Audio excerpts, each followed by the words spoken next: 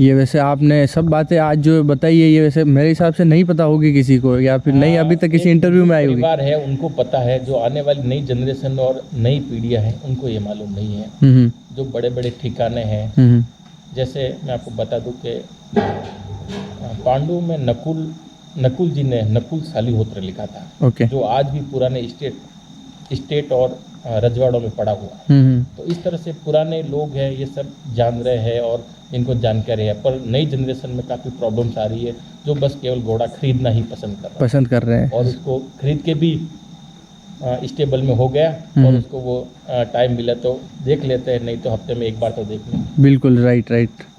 अब जैसे हुकम आपने नए जनरेशन के लिए पूछा ही है, और जैसे आप बता ही रहे हैं, तो उसी में मेरा एज ए यंगस्टर एक मेरा खुद का पर्सनली भी जैसे क्वेश्चन है कि आज के जैसे घोड़े हैं, आप जैसे घोड़े रख रहे हैं और अलग अलग इन घोड़ों का उपयोग भी ले रहे हैं, जी। तो अधिकतर जैसे लोग इसको खाली रिंग में ही प्रेजेंट कर रहे हैं। तो ये घोड़े अब रिंग तक ही सीमित है, या इनके आगे भी कोई फ्यूचर है, या इनका कोई और यूटिलाइजेशन रहेगा? इनका मेन जो पर्पज़ है वो जैसे खेलों में इन्होंने अभी तक कोई भाग नहीं लिया। बिल्कुल। ये कोई लेवल पे जो मुकाम पे पहुंचना चाहिए वो नहीं। अभी जैसे हर स्टेट में, गुजरात, राजस्थान, पंजाब, केरला, तमिलनाडु में रिंग हो रही है, वहाँ घोड़े पार्टिसिपेट कर रहे हैं बिल्कुल और जीत रहे हैं और बिल्कुल। वापस उसी स्टेबल में कैद हो रहे हैं। पर ये तो उस समय तक सीमित है। पर मेरा ये मानना है कि आप घोड़ों की कीमत सेल से ही मत आंकिए कि घोड़ा 10 करोड़ में सेल हो गया। ऐसे ऐसे घोड़ों के उदाहरण हैं जो अरबों और मिलियन में केवल खेल में उसने पैसे कमाए। बिल्कुल।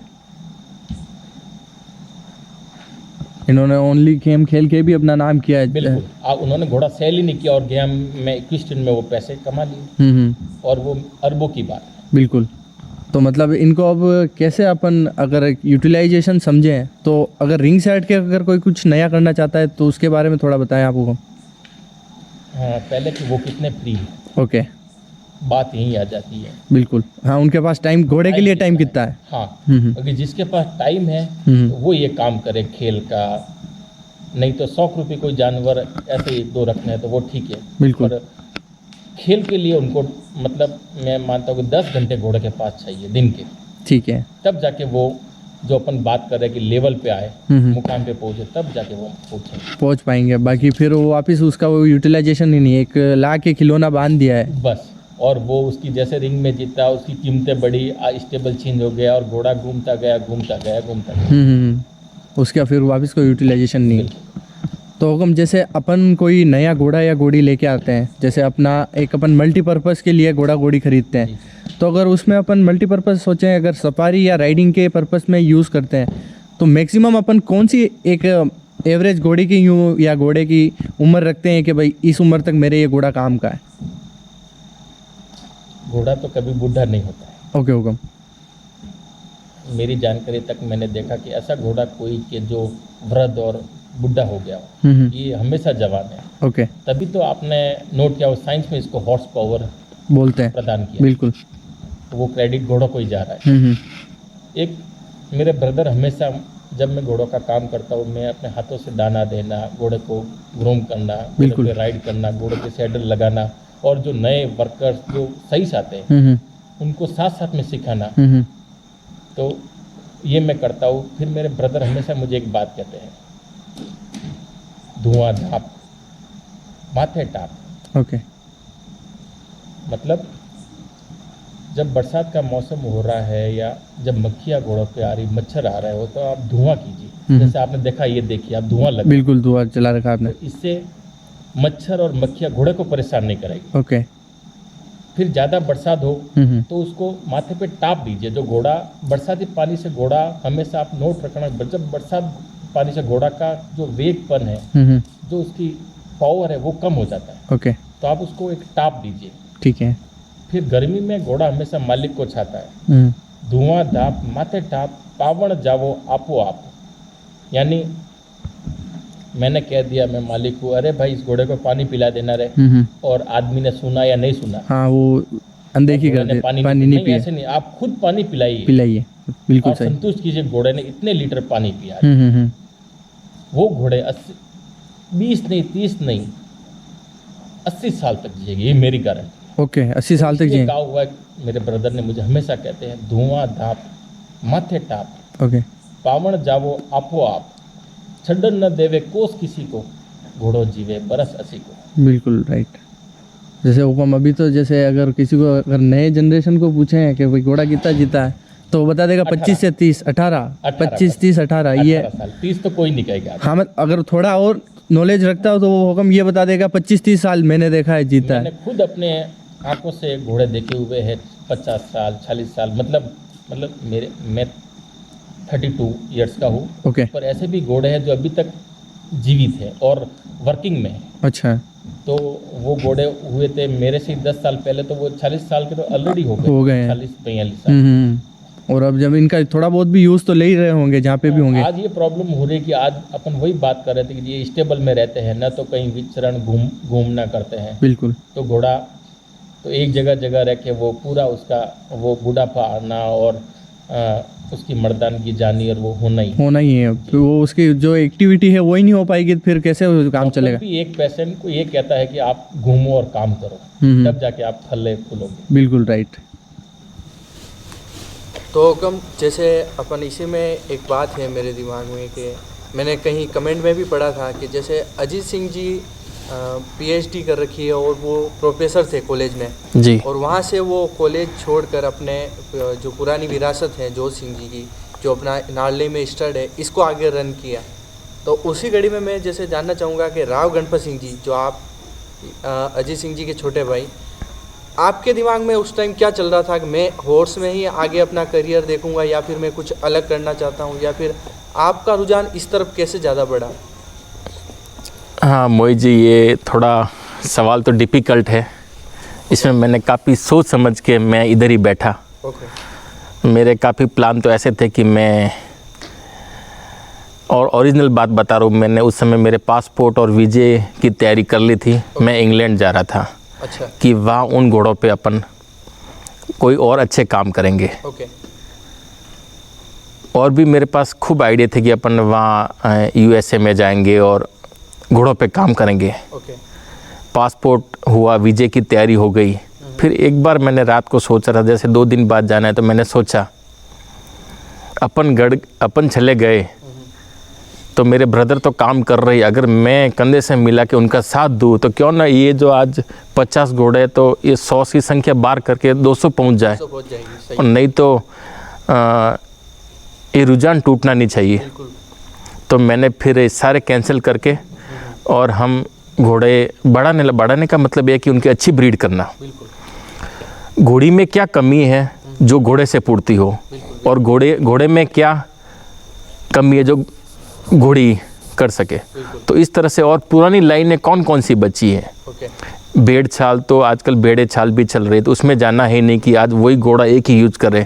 अलग अलग घोड़े लेके रिजल्ट तैयार करें और पुरानी से पुरानी घोड़िया पे और लाइन पे काम शुरू रखें। तो मैंने सोचा कि मैं चला गया तो मेरे ब्रदर तो बहुत जानकार हैं, तो उनका वो ऐसा नहीं कि मैं चला जाऊँगा और उनका काम रुक जाएगा। पर और अगर कंधे से कंधे मिला के काम करें तो ये फार्म कहाँ से कहाँ पहुँच जाएगा। डेवलप हो ही रहा है। जी, आपने जैसे हॉर्स राइडिंग में आई थिंक। और दूसरी बात कि अपन जैसे इंग्लैंड जाना, यूएसए जाना, वहाँ से लोग यहाँ आ रहे हैं, तो अपन वहाँ क्या लेने जाए।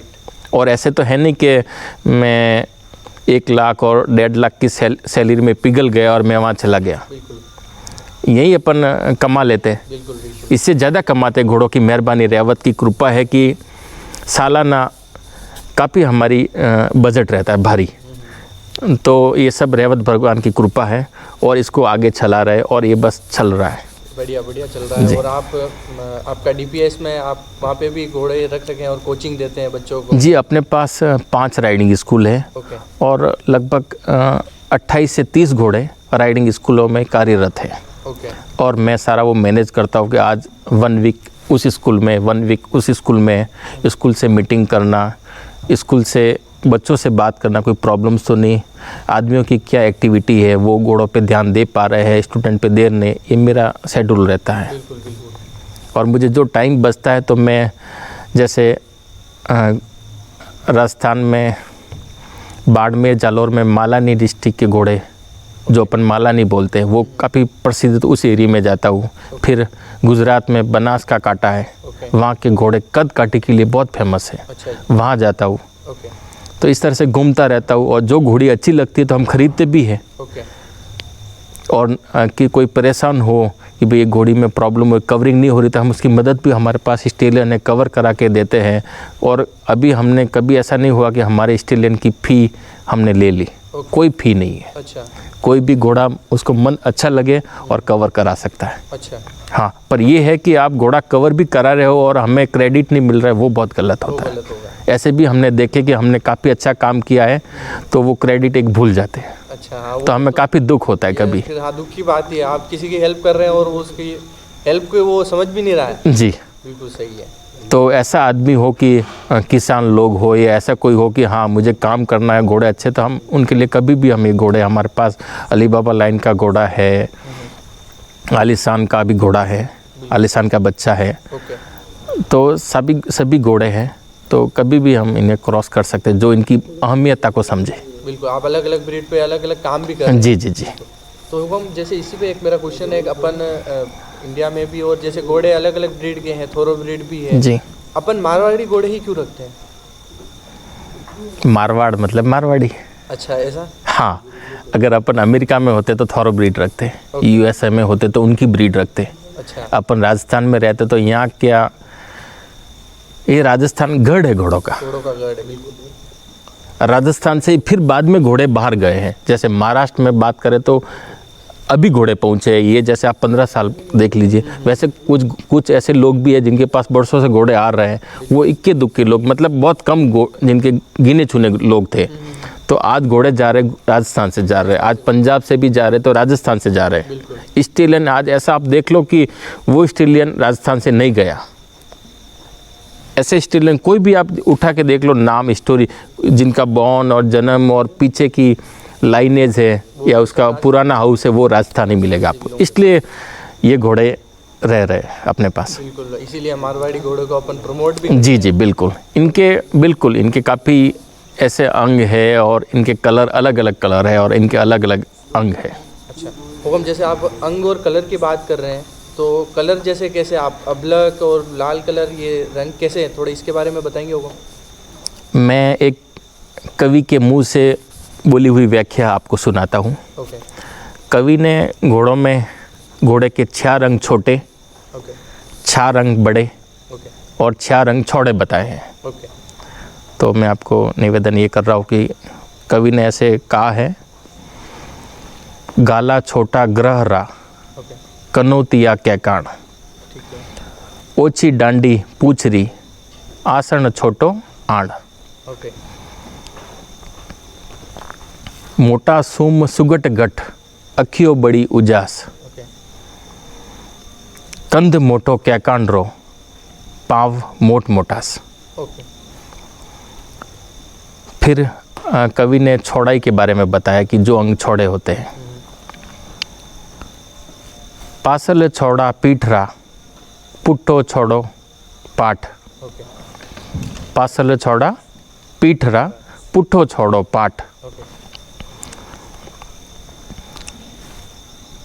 छोड़ो वेग तुरंगरो, छोड़ी छाती ठाठ। ओके, फिर कवि ने रंगों के बारे में बताया है, ओके, जो मैं उनकी भाषा में ही बताना चाहता हूँ आपको। अबलक गरड़ा कागड़ा, पंच कल्याण कुमेत, ओके, अबलक गरड़ा कागड़ा, पंच कल्याण कुमेत, ओके, मोती पीला बोरदा, भवर सुरंग बसमित। ओके, ये कवि ने सारे अंगों के बारे में इसको एक दोहे में कहा है। अंग और रंग दोनों के बारे में। बिल्कुल, कि इतने छौड़े होते हैं, इतने छोटे होते हैं, इतने बड़े होते हैं। वैसे एक और उदाहरण मुझे याद आ रहा है, अंगों की बात की और घोड़ा आपने कहा कि क्या क्या ध्यान रखना चाहिए, तो अपन एक और मैंने दोहा मेरे फादर और मेरे ब्रदर से सुना था। एक लाड़ीसा जो राजपूती फैमिली में अपने होते हैं, तो वो उनके ठाकुर साहब जो घोड़ा खरीदने मेलों में जा रहे हैं, तब उनको बताती है, एक ठकुरानी बताती है कि घोड़ा कैसा खरीदना है आपको। ओके, उर खुर अखियो मोटी मोटी, कमर कनौती छोटी छोटी, ओके। आगम पीछम जोड़म जोड़ा, बाजे पोड़ बोले टक तोड़ा, ओके। ऐसा लीजियो कंत घोड़ा। अच्छा। ये दोहे में ठाकुरानी सर ने ठाकुर साहब को बताया है कि आप ऐसा ऐसा घोड़ा लेके आओ। खरीदना। हाँ,